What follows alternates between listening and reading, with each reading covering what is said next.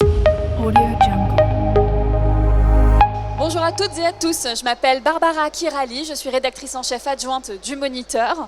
Comme nous l'avons fait tout au long de la semaine, nous vous accueillons ici sur Batimat, sur le stand du Moniteur. Nous allons aborder ensemble les sujets liés aux enjeux de la formation dans la construction. On va parler des besoins des entreprises du secteur, on va parler de ceux à venir et on va aussi parler des innovations qui sont développées par les entreprises. Pour aborder tous ces sujets, j'ai le plaisir de recevoir Eric Spielmann, DRH de GCC, et Jacques-Olivier Durand, qui est DRH d'Ingerop. Messieurs, entrons directement dans le vif du sujet. Alors que le secteur connaît de fortes tensions de recrutement, comment la formation peut être mise au service de l'attractivité des entreprises? Monsieur Durand. Merci de m'avoir invité aujourd'hui. Quelques mots d'abord sur Ingerop. Nous sommes un groupe français d'ingénierie basé 22 agences en France et à l'international, présents dans 4 grands domaines d'activité: la ville et la mobilité, le bâtiment et les équipements, l'énergie, l'industrie, l'eau et l'environnement.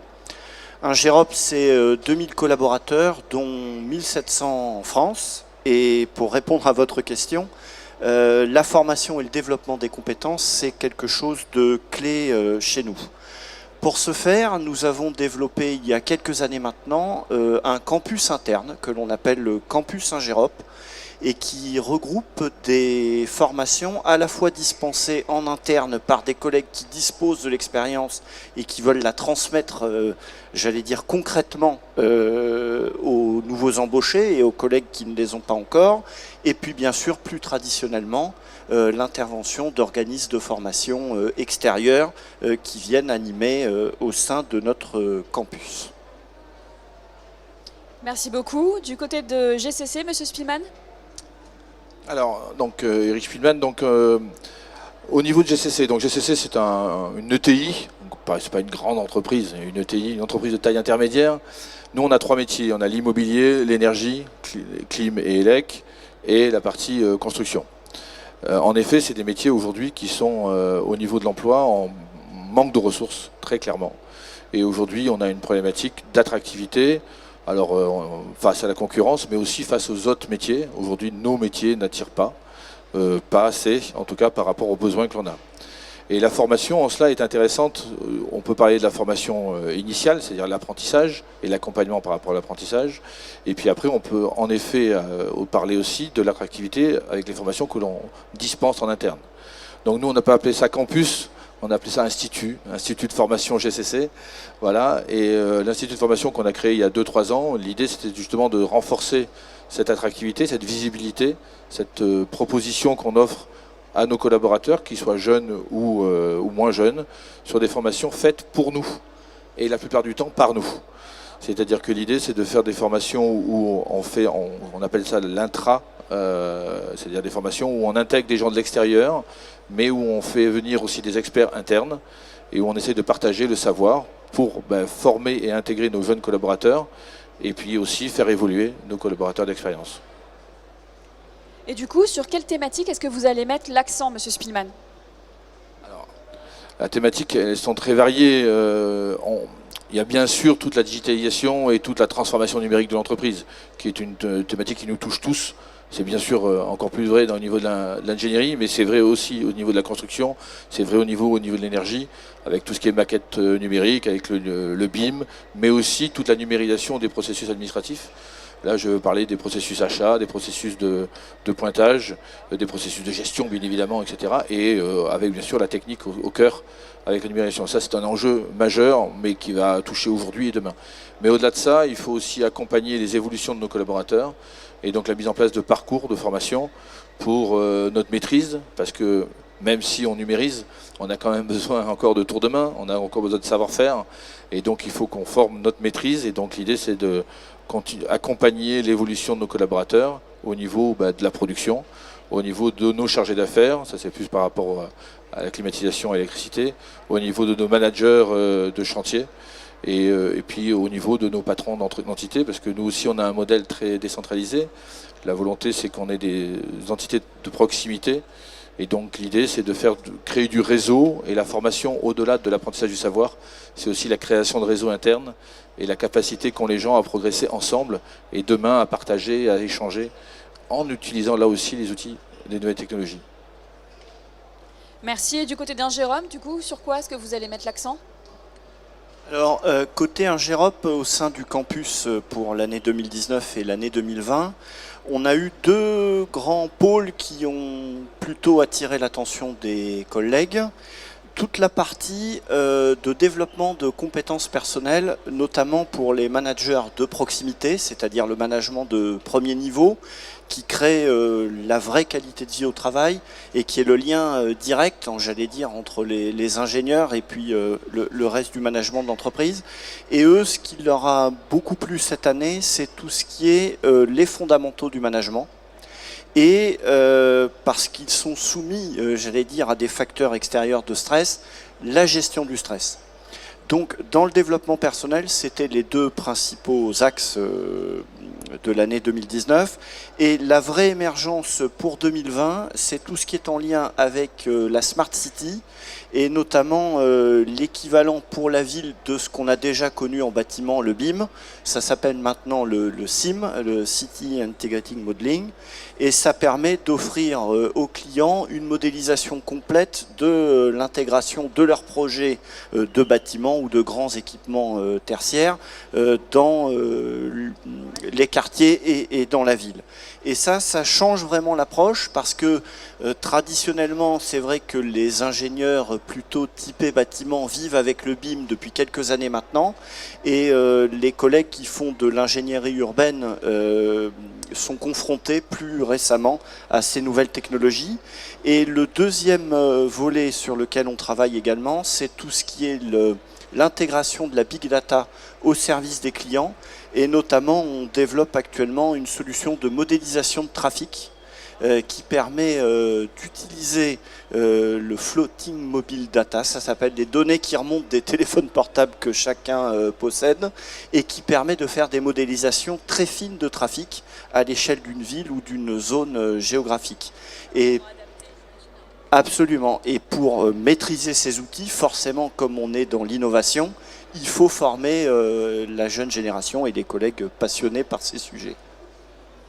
Merci. Donc en fait, on a parlé des thématiques qui vous intéressent particulièrement. Combien est-ce que vous mettez de budget pour atteindre ces objectifs-là? Et au final, combien de personnes sont formées?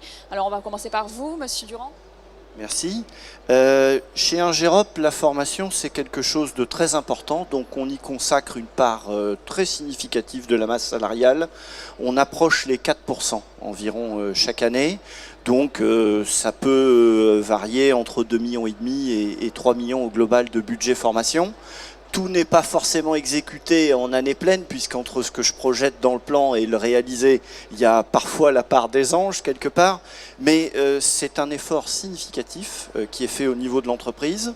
Chaque année, on forme environ 900 personnes et ça représente, tenez-vous bien, 23 000 heures. 23 000 heures de formation.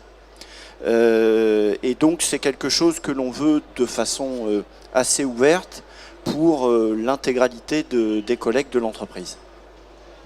Est-ce que ce niveau de formation vous va bien ou est-ce que vous voulez le faire progresser dans les années à venir?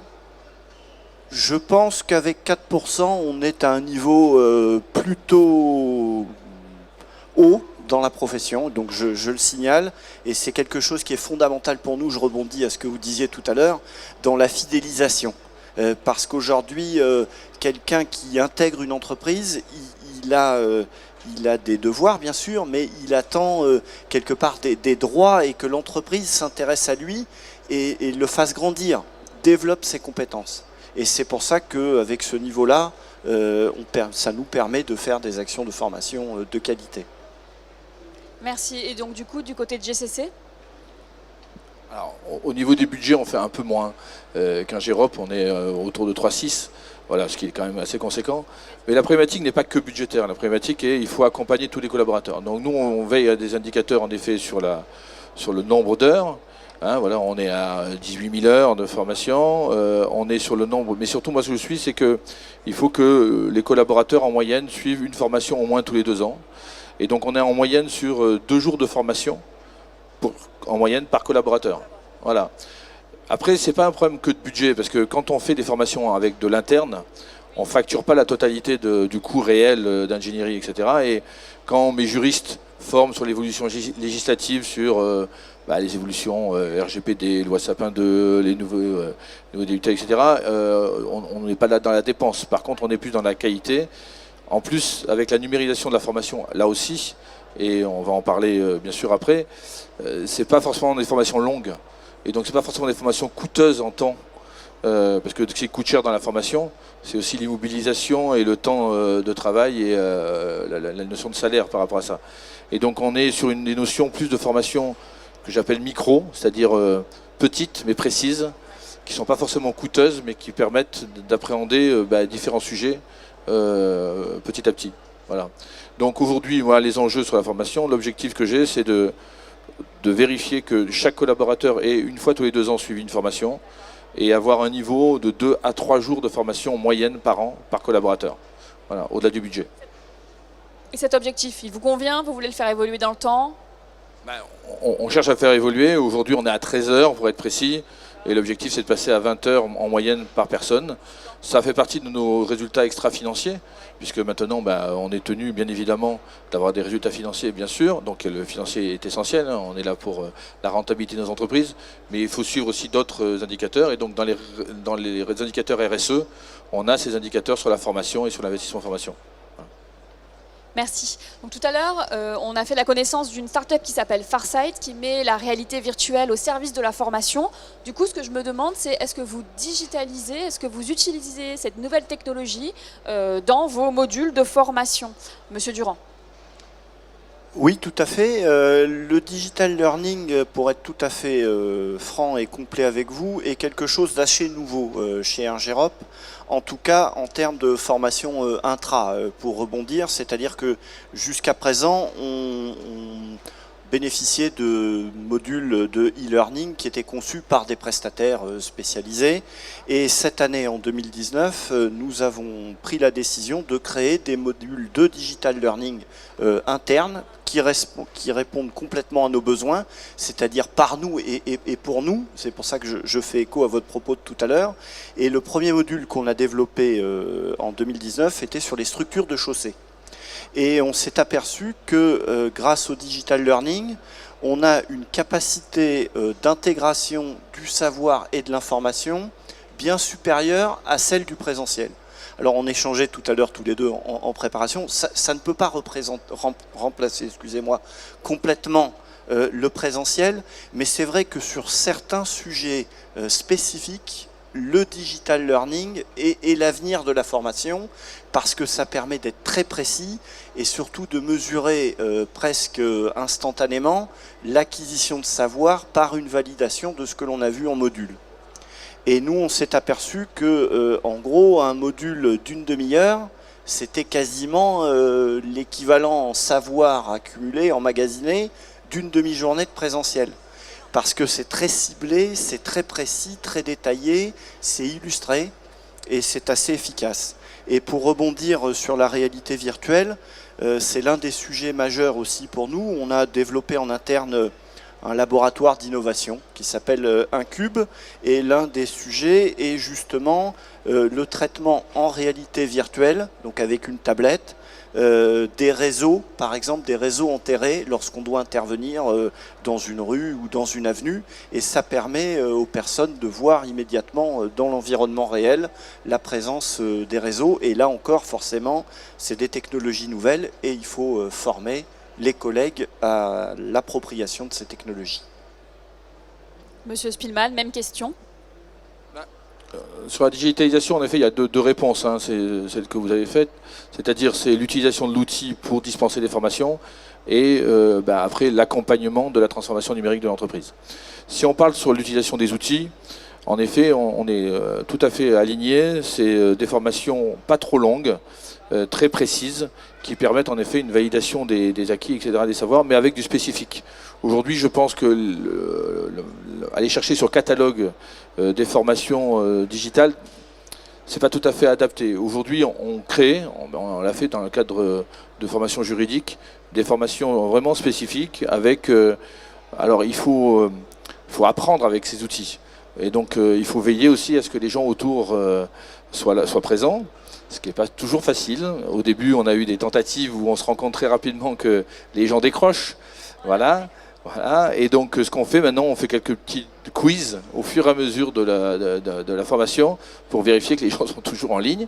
Et on se rend compte qu'avec ces petits éléments simples, et puis en développant aussi des chats, c'est-à-dire la possibilité pour les gens de converser entre eux par rapport à la formation, c'est-à-dire d'échanger par rapport à leurs expériences en direct. Ça permet aux formateurs éventuellement de répondre en même temps qu'ils dispensent, et ça permet de créer aussi de la connectivité par rapport à les gens qui sont formés autour de l'écran.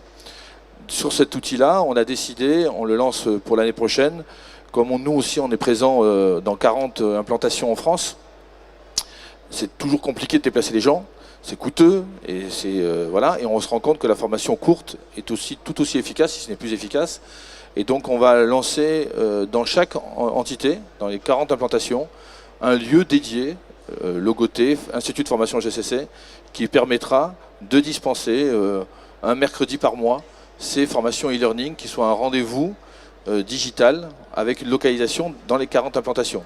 Et donc avec une connexion parfaite, que ce soit en caméra, que ce soit en réseau, pour permettre ça. Donc ça c'est par rapport à l'utilisation de l'outil. Mais pour rebondir, on est d'accord, ça ne remplacera pas tout. Hein. Le savoir-faire, le savoir-être, ça ne s'apprend pas derrière une caméra. Voilà, donc on regardera du présentiel.